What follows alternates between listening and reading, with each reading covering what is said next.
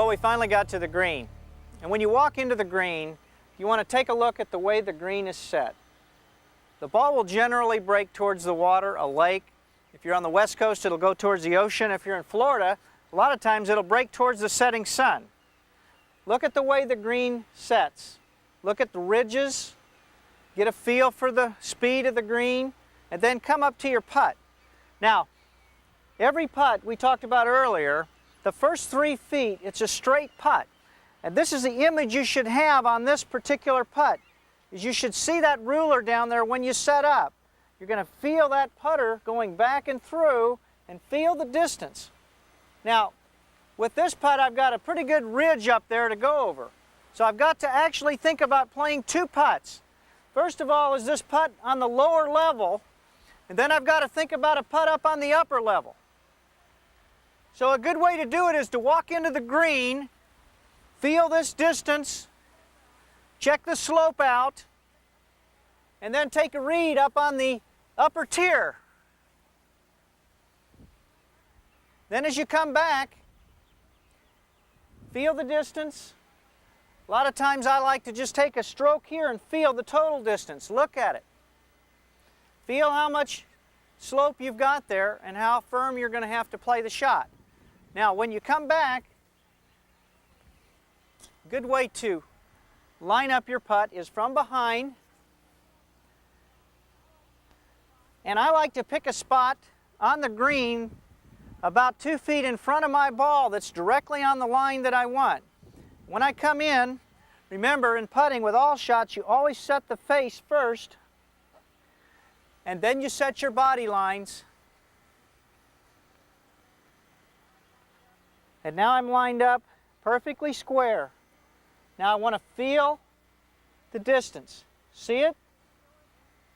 Feel it, and stroke it right over my spot up to the cup.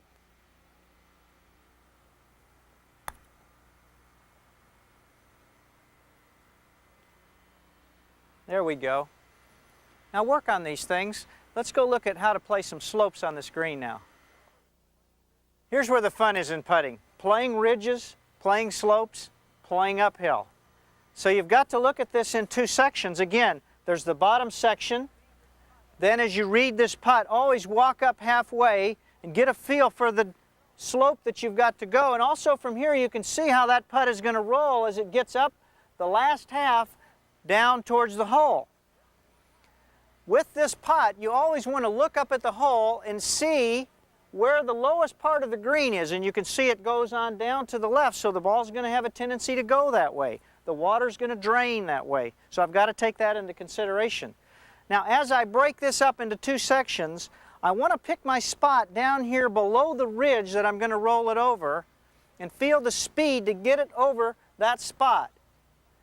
Feeling the last half up there, how it's going to break down to the hole. Now another thing when you're playing these breaks is think about, where do I want that ball to end up if I'd happen to miss it? And definitely on this one, I don't want to leave it up on that high side because it's really slick coming down. So if anything, I want to leave this ball on the lower side of the cup. So here we go. I've determined where this ball is going to go, and I'm picking my spot right about in here to roll it over, and that'll get it up to that upper terrace. So I'm going to line up and rehearse getting it over this spot and rehearse the total distance, visualizing in my mind how it's going to roll, seeing it, always set the face on my spot, feel it, and roll it. Now see, that's not a bad putt because I've got a nice little uphill 4-footer, and I'll probably make that one. Work with your putts around on slopes, feel the distances, and always take your intermediate target. Now we've got the long ridge and then the downhill putt. So you've got to break it in 2 again. You've got to think about this upper putt going along the flat ridge, then at the top, and then breaking down to the hole. So we have to divide it into 2 sections. The upper section, which is flat, and I've got to get the ball up to here and then let it roll down to the hole. So I want to imagine it stopping right here with the pin right about here. So as the ball comes here, it starts dying and then it rolls on down to the hole. Now you can read it like this too, and just to see the break of it, we've actually got two putts that we're putting them together now. Now as I come back here, I'm also looking at this putt, how to get it up to my spot. I may want to spot hit too. Coming behind, feeling the speed. We're working distance now because I've already lined up the putt of where I want it to go up there. I've got my spot.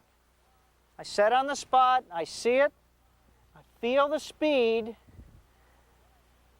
and then I simply stroke up to the top. It dies and it works right down to the cup. Work with slopes. Divide them in two. See where you need to putt it to die it down to the hole. And it works the same for chips when you're off the green and you're coming across the ridges. Always pick your spot, get it to the spot, and let the hell take it right down to the hole. Here we've got a real steep slope down to the hole. It's real quick, and the key here is get the ball started on line and touch it very lightly, very softly with the blade.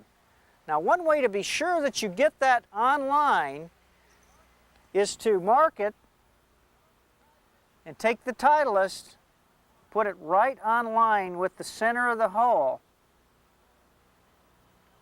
Then when you come over the ball, feel the distance.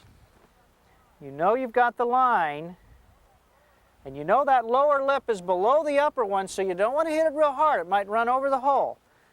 Just a little soft tap, pace the arms, set the face, and lightly stroke it down to the cup, and it'll roll in every time.